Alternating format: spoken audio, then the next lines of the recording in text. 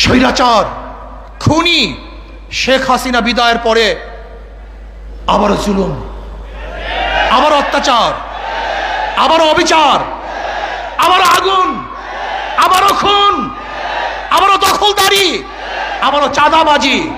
না, এই কারণেই আবু সাইদ রক্ত দেয় নাই, এই কারণেই মুগ্ধ রক্ত দেয় নাই।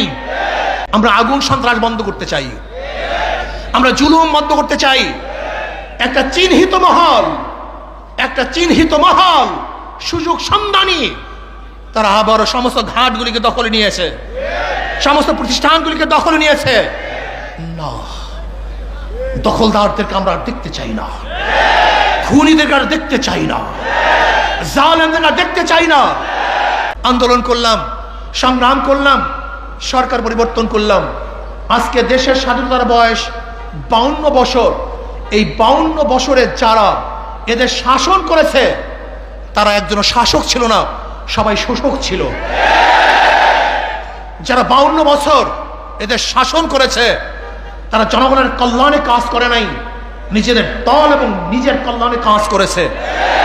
এই 52 বছর যারা শাসক ছিল তারা মানুষের অধিকার প্রতিষ্ঠিত করতে পারে নাই, বরং নিজের অধিকার প্রতিষ্ঠিত করেছে, নিজের দলের অধিকারকে প্রতিষ্ঠিত করেছে। এরপরে আবার আন্দোলন হলো, এই 24 সনে আন্দোলন হলো। আপনারা আন্দোলনে শরীক ছিলেন, মনে রাখতে হবে বৈষম্য বিরোধী আন্দোলনের ছাত্রদের প্রথম ভূমিকা ছিল।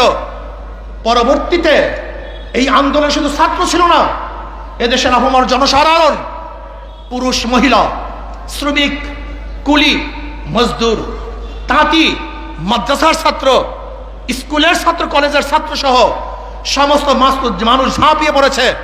আমরা মাঠে থেকে সশরীরে নেতৃত্ব দিয়েছি, এই শেখ হাসিনার জুলুমের বিরুদ্ধে আন্দোলন করেছি। আমরা আবার স্বাধীনতা পেলাম, কিন্তু আমরা কি দেখলাম? যেই কারণে মানুষ স্বাধীন করেছে দেশ, যেই কারণে মানুষ জীবন দিয়েছে, কিন্তু আমরা দেখলাম সেই স্বৈরাচার খুনি শেখ হাসিনা বিদায়ের পরে আবারও জুলুম, আবারও অত্যাচার, আবারও অবিচার, আবারও আগুন, আবারও খুন, আবারও দখলদারি, আবারও চাঁদাবাজি। না, এই কারণেই আবু সাইদ রক্ত দেয় নাই, এই কারণেই মুগ্ধ রক্ত দেয় নাই, এই কারণে আমাদের হাজারো সংগঠনের ছেলেরা জীবন দেয় নাই, এই কারণে এদেশের মানুষ পঙ্গু হয় নাই, এই কারণে এদেশের মানুষ রাস্তায় ঝাঁপিয়ে পড়ে নাই। আমরা আগুন সন্ত্রাস বন্ধ করতে চাই, আমরা জুলুম বন্ধ করতে চাই। একটা চিহ্নিত মহল সুযোগ সন্ধানী তারা আবারও সমস্ত ঘাটগুলিকে দখলে নিয়েছে, সমস্ত প্রতিষ্ঠানগুলিকে দখলে নিয়েছে।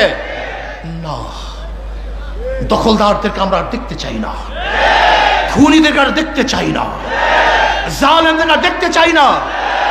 যারা 52 বছর ক্ষমতায় বসে জুলুম অত্যাচার করেছে, দ্বিতীয়বার তাদেরকে আর ক্ষমতায় দেখতে চাই না। আমরা চাই এদেশের মানুষ মুক্তি হবে, শান্তি পাবে।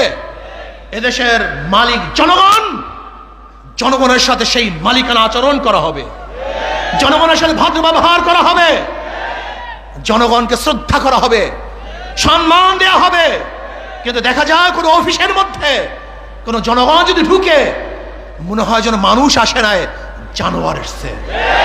ওরা জানোয়ারকে যেইভাবে স্নেহ করে, একটা কুকুরকে ওদের বিছানায় উঠায়, একটা কুকুরকে আদর করে, একটা কুকুর করে নিজের হাতে খাওয়িয়ে দেয়, আর মানুষ রূপে আশরাফুল মাখলুকাতের প্রতি ওদের কোনো শ্রদ্ধা নাই, সম্মান নাই, স্নেহ নাই, মমতা নাই, ভালোবাসা নাই। এর কারণে এদের স্বাধীন হয় নাই।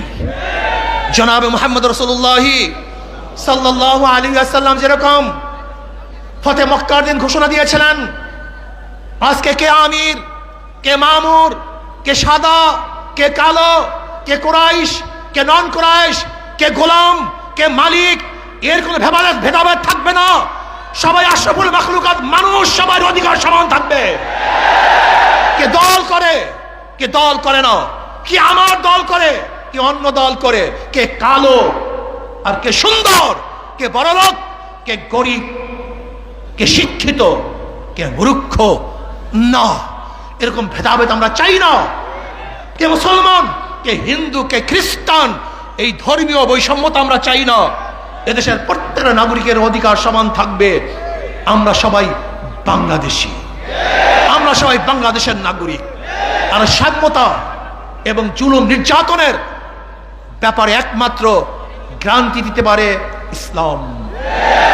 ইসলামের বাহিরে কোনো নীতি আদর্শ সাম্যতা স্থাপন করতে পারে না, মানুষের অধিকারকে ফিরিয়ে দিতে পারে না। কাজে আসুন, আমাদের কর্ম শেষ নয়, আমাদের কর্ম এখনো অনেক বাকি আছে। সমস্ত মানুষের দ্বারে দ্বারে যেতে হবে, মানুষের সেবায় আমাদের আত্মাকে উৎসর্গ করতে হবে।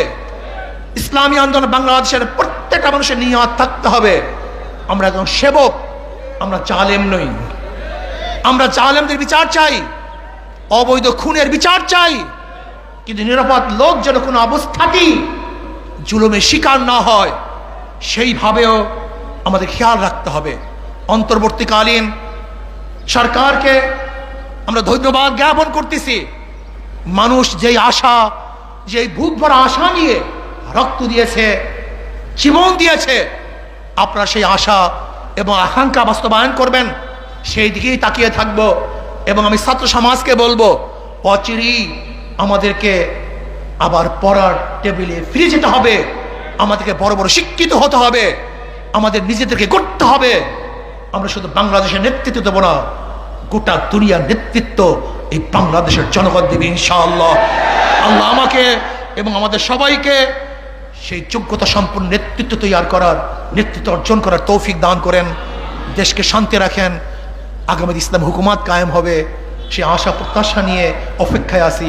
আল্লাহ পাক যেন সেটা দেখার তৌফিক দান। যেরকম একবার বলেছিলাম, আল্লাহ যেন শেখ হাসিনার পতনের সেই অবস্থান আমার চোখে দেখার তৌফিক দান করেন। আজকে আমরা বলেছি, আল্লাহ যেন আমাদেরকেও সেই ইসলাম হুকুমাত চোখে দেখার তৌফিক দান করেন। আসসালামু আলাইকুম।